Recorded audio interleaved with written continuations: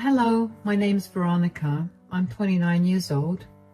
I recently got divorced from my husband of 3 years, and I got to take revenge on him in the process. Today, I want to tell you all about it. Let me begin by telling you a little about myself.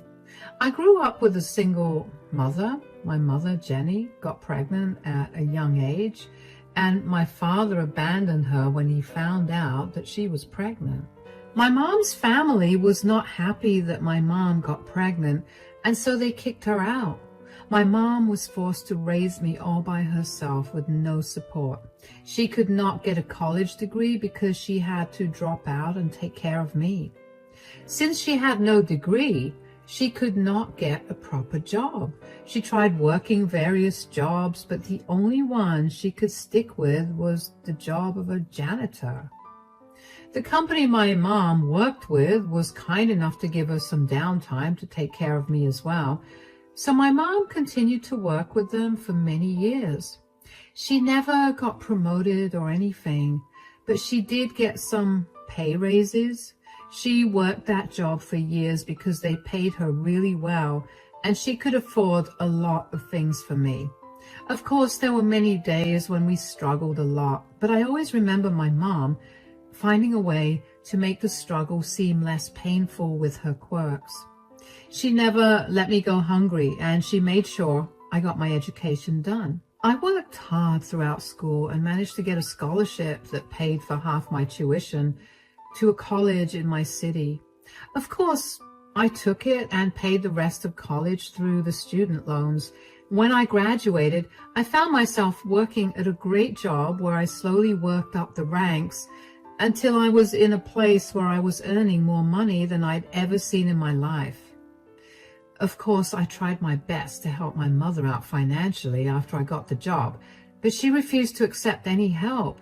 She told me that she was earning more than enough to take care of herself, and she wanted me to focus on building my career to better heights. Aside from my career growth, I also was married to my husband, Eric. I had met him while I worked as a barista at a coffee shop that was close to college. He was an attractive man and he showed interest in me, so I played along. I ended up finding out that we had a lot in common, and we ended up going out on a date. We started dating and we were inseparable. After dating for 5 years, we decided to get married. Eric came from a pretty well-off family, so one of the funniest things to me used to be how differently we viewed things. Sometimes those views made us get into arguments, but we always compromised on things after talking about them. My mom adored Eric and thought that he was the best thing that happened to me. Eric, on the other hand, hadn't been so close to my mom. He always maintained his distance from her, and I could never understand why he treated her that way. Whenever I asked him, he told me that I was just imagining it, and eventually I just let it go. After a year into our marriage, Eric declared that he wanted to buy a house. I wasn't too keen on that idea at first because we were financially stable, but not enough to buy a house. Eric was adamant about buying a house, so I eventually gave in.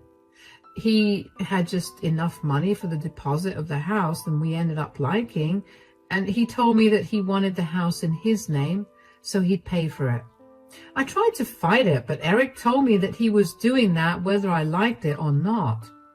I argued that if he used all his money on the deposit, he wouldn't have any money to buy any of the furniture needed for the house. Nor would he have any money to buy the car he'd need to travel from our new place to his workplace. We lived only 5 minutes away from his workplace, so he never needed a car. But the new place was a 20-minute drive from his workplace, and I worked on the other side of the city, so there was no way that I'd be able to drop and pick him up every day.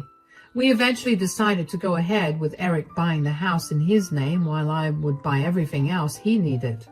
Things were good for another 2 years and we were living happily, and then one day my mom called me to tell me that she wasn't feeling well. She sounded really sick over the phone, and I got very concerned. So I rushed over. I let myself into her apartment with the spare keys she gave me, and I called out to her. Mom, where are you? In the bedroom. Oh my gosh, what happened? I have no idea, but all I know is I feel like I'm hot and cold at the same time. I constantly need to pee, and my stomach hurts. I feel like I'm dying. Don't say that. I think you have a urinary tract infection and we should go to the doctor. I would love to, but everything hurts. Okay, when did this start?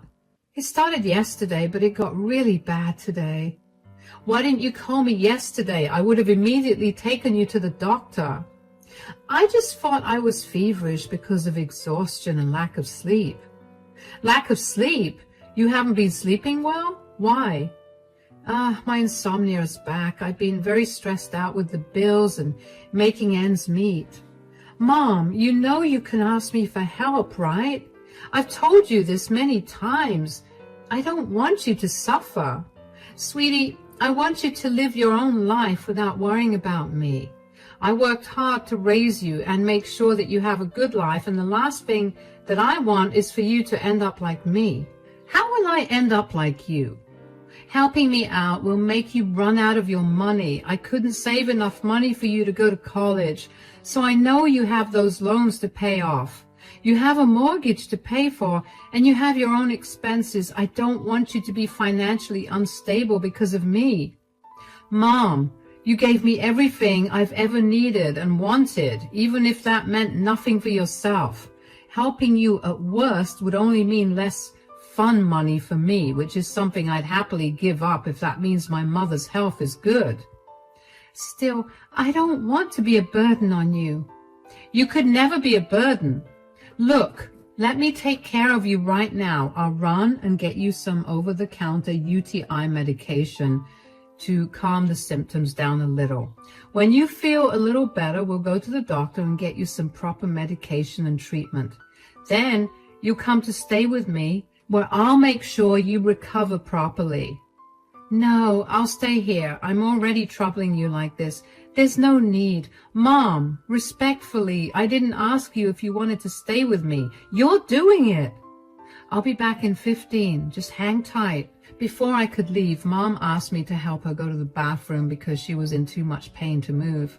After I'd helped her and got her back in bed, I rushed out of the house and went to the nearest pharmacy to get my mother some medicines. I was no stranger to UTIs because I usually got so focused on my studies or my work that I often forgot to take proper care of myself, so I knew what my mom was going through. However, my UTIs were never so bad. They were usually cleared with some over-the-counter medication and lots of water. I knew that my mom's UTI was not the normal kind, not only from the symptoms she described, but also from the way she looked. She looked frail and very sick. She couldn't get out of bed to even use the washroom without my support, which she needed to do often considering her issue.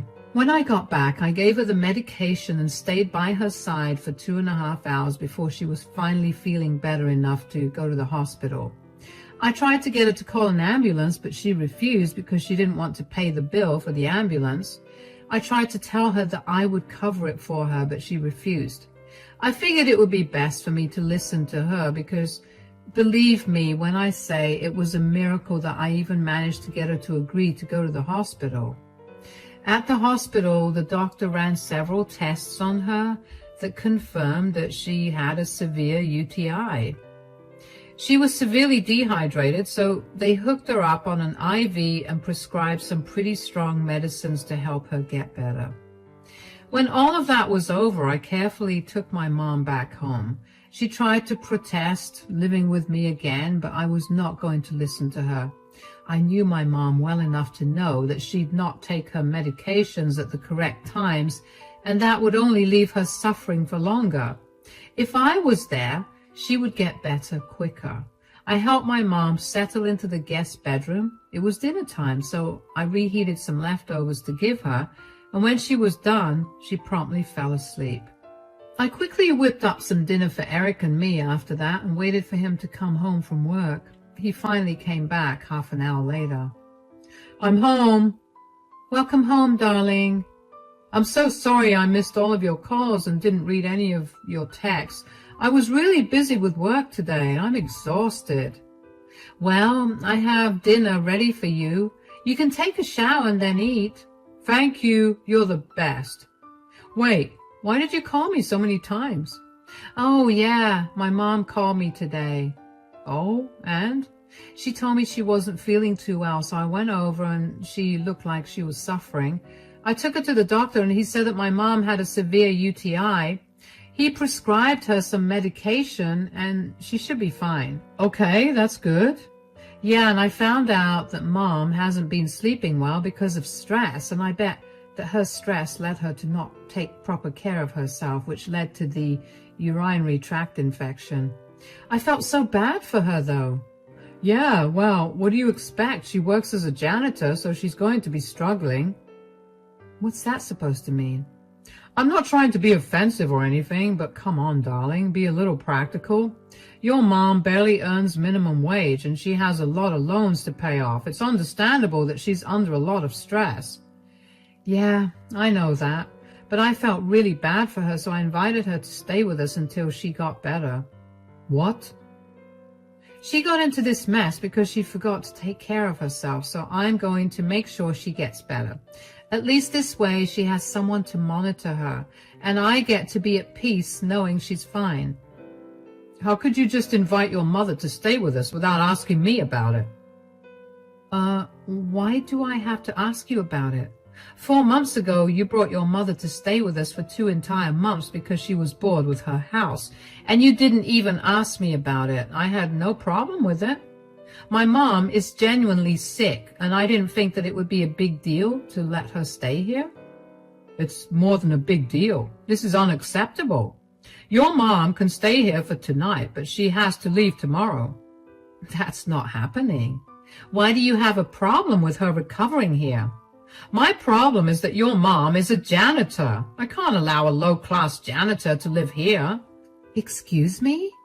So what if my mom's a janitor? That doesn't change the fact that she's suffering right now, or that she's my mother. I don't care. My house, my rules. You want to take care of your mother in your house, buy yourself a house and do it there. Get her out of here by tomorrow. I'm probably going to need to get the room deep cleaned tomorrow. That's something you have to pay for, by the way. If my mom leaves tomorrow, I'm leaving too. Don't be dramatic, Veronica. I get that you're emotional because she's your mother, but you have to know that people like her are known to steal and damage reputations. When has my mother ever given you a reason to think that way about her? She hasn't, but that doesn't mean she won't. I mean it. You need to get her out by tomorrow, or I will be calling the cops. And they will definitely remove your mother from the house when they see that I am the only owner of this house. Nothing you say will change what I want. You're doing all of this because the house is in your name? Yes.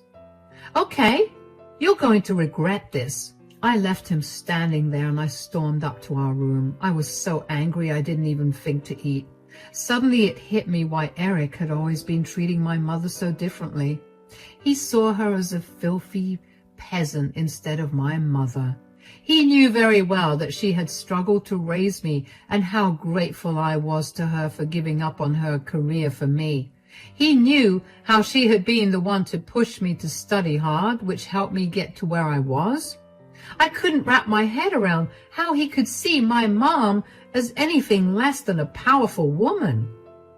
What was more angering was his attitude towards letting her stay with us. There had been more than one occasion where he'd randomly invite his parents to stay with us, and I had never had an issue with that. They were never sick or anything. They just wanted to spend time with him. I realized then that the reason he wanted the house in his name was because he wanted to be able to decide who was allowed into the house. That was when I made up my mind to get back at him. Since he was able to decide who could enter the house because it was in his name, I would play that same game with him. I would take everything in the house that was mine, the furniture, the car that he'd been using for 2 years, and our dog, Rocky, who was under my name. I didn't talk to Eric that night, and he never made an effort to talk to me either. The next morning, he only spoke to me to tell me that he was going out with his buddies to go golfing and that his friend was coming to pick me up. He reminded me again that I had to get my mother out of the house by the time he was back. I ignored him and went to make my mom breakfast. By the time I was done, Eric had already left. I walked into my mother's room and saw her looking much better, but I still asked her how she was doing. "How are you feeling today?" "A little better. I finally managed to sleep last night. Thank you so much for letting me stay with you guys." "About that. What happened? Is everything okay?" "Eric and I kind of got into an argument last night." "Oh no, did he not like me staying here? I can go. I told you that the last thing I wanted was to be a burden." "I also told you that you could never be a burden. And yes, you'll have to go, but I'm coming with you." "What? Why?" "I'm going to get a divorce from Eric." "What? All because of an argument about me?" "Sweetie, I know you're protective of me, but you need to talk to Eric about how you feel. You can't just divorce him because he did not want me to stay in his place." "Mom, the issue was not just that he didn't want you to stay here. It's why he didn't." "What do you mean? Have I done something against him?" "I'll apologize to him so you don't have to get a divorce." "You did nothing to him, Mom. He's just a disgusting elitist." What do you mean?" "He didn't want you staying here because you're a janitor. He obviously did not like that. I tried to fight him, but he told me that it was his house, so I had to follow his rules." "I'm sorry that I've come between you and Eric. I know what I do isn't the best, but it's all I can do considering I never got to finish college, and this was the only job I could get when I raised you all by myself. I've been doing this for so many years and that nobody would hire me for anything else. I tried my best to shield you from any insults because of what I did for a living when you were growing up, and I had hoped that it wouldn't affect you as an adult. But here we are." "Mom, you have nothing to say sorry for. You did the best you could with what limited resources you had. And I can assure you that your profession has not affected my adult life at all. Eric is just a douchebag, and he can't seem to see past people's social classes." "There's nothing I can say to convince you to not divorce him, right?" "Absolutely not. I do not want a man who can so easily disrespect my mother for her class in my life. Would you be okay if your partner disrespected me because I worked as a janitor?" "Never. You're right. I just don't want you to be a divorcee. You're so young and I want you to have a better life.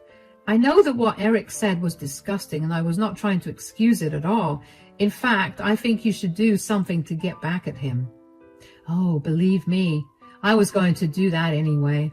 Since he's such a stickler for being able to do whatever he wants because he owns the house, I'm going to take away everything that's in my name." "That's perfect. Wait, what do you own?" "For starters, I bought all the furniture in this house." "You did? How did he buy a house and not furniture?"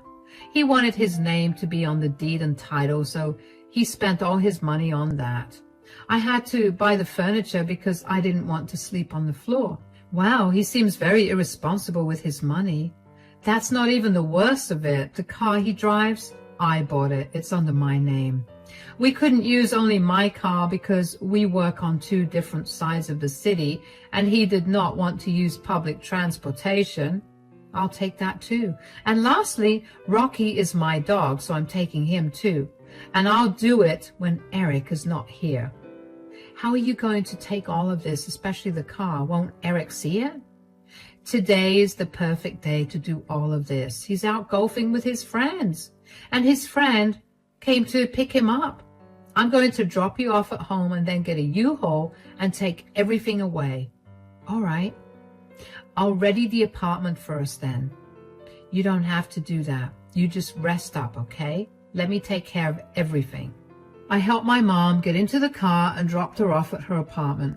I then hired a U-Haul and called a few of my friends to help me move everything out of the house. It took us 3 hours, but when we were done, the house was entirely bare. I knew that I had more than enough time to do all the other things I needed to do, because whenever Eric went out to golf with his buddies, they usually spent the whole day together. They'd play a few rounds of golf and then spend the day drinking and catching up. I had until late evening to finish everything. I parked the U-Haul in my mom's apartment's parking lot because I would need some time to rent a storage space to keep everything there. I then went back to the house to grab my dog, Rocky, and all his things. I put him in the car that Eric had been using for the last 2 years and drove that to a garage. I had them change the lock so that Eric has no way of using the car. After I was done with all of that, I hung out with my friends for a bit. They had a lot of questions and I answered them as best I could. They were appalled by Eric's behavior and told me that they would help me in any way they could.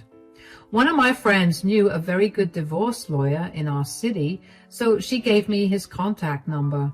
I thanked her profusely, and finally I went back home. I cooked dinner for my mom and me and then took a nice long shower. I cried a little because I was hurt that my relationship was over. But I picked myself up. I knew that I was better than Eric in every possible way, so I needed to be around someone worthy of me. Just as I was done with my shower and getting ready to relax, I got a call from Eric. I was excited to hear what he had to say about the empty house, but I kept my cool and acted calm. "Where are you?" "I'm at my mom's house." "Why?" "Where's all our stuff? Where's my car? Where's Rocky?" "Oh, I took them all. I've already filed for a divorce and you'll be served with the papers soon." "Divorce? Are you out of your mind? Come back home right now with all our things." "Our things? I'm sorry, but I was the one who purchased everything. The car is in my name and so is Rocky." "Is that what you're mad about? Fine, just come back and bring your disgusting mother back. Just bring all the things back." "You can't possibly think that I'd bring everything back when you just called my mom disgusting again." "I'm sorry, look, I grew up in a very elitist family and it'll take me some time to unlearn my habits." "Did you not consider this habit when you met me?" "We met at a coffee shop where I worked as a barista. Was I not lower class then?" "That's different. At least you were not around trash and messes all day." "Oh, you have no idea what being a barista means. I saw more messes in one day than you did in all your life. Not only did you insult and disrespect my mom, but you also insulted and disrespected her hard work. You know how much she struggled to make sure I had a good life, and you just spat on it last night." "I knew you were emotional about your mother, but I never expected you to be this emotional. I'm sorry, okay? Can you just come back, please?" "Do you hear yourself? You don't sound like you're sorry at all. You're just saying it because you want all the things you used back." "Of course I want those things back. How do you expect me to go to work or anywhere else without the car? And I love Rocky. I want to take him on walks again. You can't take him away." "Well, my car, my rules. My dog, my rules. If you want to enjoy those things, get them yourself." "Don't be so petty, please. I'm begging you to come back. I don't have that kind of money to buy a car, let alone furniture for the house. I don't want another dog. I want Rocky. I'll profusely apologize to your mom. I'll write her an apology letter. Please come back." "You threw my mother out of the house when she was suffering from a severe urinary tract infection. No amount or type of apologies will make up for that. I warned you that I'd be moving out with her and that you'd regret what you said. From now on, I want you to only contact me through my divorce lawyer. Enjoy your house. I hope it was worth losing your wife over." I hung up on him after that, and I felt very satisfied that I had managed to get back at him. I didn't answer any of his calls or texts after that because I didn't see a reason to. I was beyond upset that he thought he could dictate who came and went into a house that we turned into our home. I never expected him to be the kind of person to be so particular about who owned the house. So I wanted him to know that since he was going to be that way, I could be that way about all the things in the house that were mine. The next day, the first thing I did was file for divorce through the lawyer that my friend had recommended. After Eric was served with divorce papers, he contested them. In court, he tried to argue that I had stolen all the things in his house, but I had receipts for every single thing I bought and took back. My lawyer defended my case very well, and since Eric had been the one to bring up the point of ownership when he had kicked my sick mother out of the house, the jury ruled in my favor. We got to keep the assets we each bought, and the rest that we had bought jointly were divided between us. Eric was fuming when the jury did not rule in his favor. He now has a house, but nothing in the house. And the thought of him having to shell out thousands of dollars to furnish the house again made me incredibly happy. After our divorce was finalized, I got a lot of calls from Eric and his parents calling me a lot of horrible things. I blocked Eric, but responded to his parents and told them that they were part of the reason that Eric was going through what he was going through. They were in no way rich, and they just acted like they were, and they inculcated these elitist views into Eric's mind. It was their fault that Eric struggled with showing empathy to someone without considering their social status first. They replied with a lot of nasty things about my character and how I was the way I was because of my filthy mother. Needless to say, I blocked them, and I had never met people so judgmental, and I hope to never meet anyone like them ever again. As for my mother and I, we're doing great. My mother made a full recovery from her UTI and is back to working again. She was initially really worried about me, and she was ashamed of her profession, being the reason I was getting divorced and treated so badly by my ex-in-laws, but I assured her that I was not ashamed of her job. In fact, I was proud of it. Her being a janitor provided me with many opportunities, and I was never going to be ashamed of it. If I had another partner in the future, I would make sure they respected that, or I would make sure they weren't a part of my life. It's been very freeing to be away from Eric. I never realized how elitist he had been with everything, and it felt freeing to finally buy the things I wanted from wherever I wanted without Eric yelling at me about me trying to make him look poor. I heard from a few mutual friends that Eric has gone back to living with his parents until he earns enough to refurnish the house. His parents refuse to help him financially because they expect him to be financially independent so they can keep up their elite image. I really dodged a huge bullet with them. Anyway, here's to better years